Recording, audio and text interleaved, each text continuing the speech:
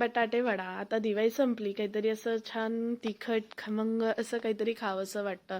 गोड गोड खाऊन कंटाळा आला आणि गोड गोड खाऊन माझा आवाज सुद्धा गेला. नाही, माझा आवाज फक्त माझ्या तब्येतीमुळे गेलाय. मला बरं नव्हतं 2-3 दिवस आणि ताप सुद्धा होता. त्यामुळे माझा आवाज आणि सर्दीने पूर्ण गेलेला आहे आणि मी माझ्या आईकडे आलेली आहे. आणि आईकडे आल्यानंतर सर्व किचनमधलं मलाच करावं लागतं असं काही नाही आहे. मला आवडतं किचनमध्ये वेगवेगळ्या गोष्टी करायला आणि व्हिडिओ शूट करायला.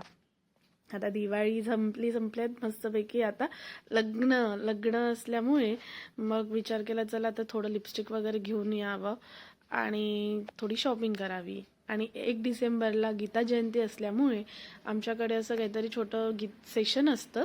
वेगवेगळे गीता पठण वगैरे, रामायण पठण असं सर्व मुलांना शिकवण्याचं शिबिर असतं. आणि आता भाजीपोळी खाण्याचा कंटाळा आला होता संध्याकाळच्या जेवणाला, तर विचार केला चला आता मस्तपैकी बटाटे वडा आणि कढी बनवूया. आता दिवाळी झाल्या सर्व गोड तिखट असं खमंग खायचं मन होतं, पण गोड गोड खाऊन खाऊन इतकं बोर झालं होतं. कोणाकोणाकडे नॉनव्हेज सुद्धा खातात, माझ्याकडे पण खातात नॉनव्हेज, पण माझा नवरा खात नाही. म्हणून मग आम्ही विचार केला छानपैकी बटाटे वडे करायचा. मस्तपैकी बटाटे वडे करायची तयारी सुरू केली आणि बटाटे वड्यांबरोबर छानपैकी दह्याची कढी सुद्धा करून घेतली.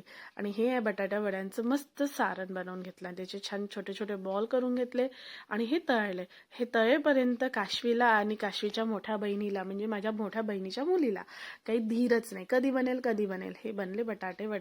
आणि ह्या मागचा हा पसारा असतो. चला आता हा मला पसारा आवरायचा आहे.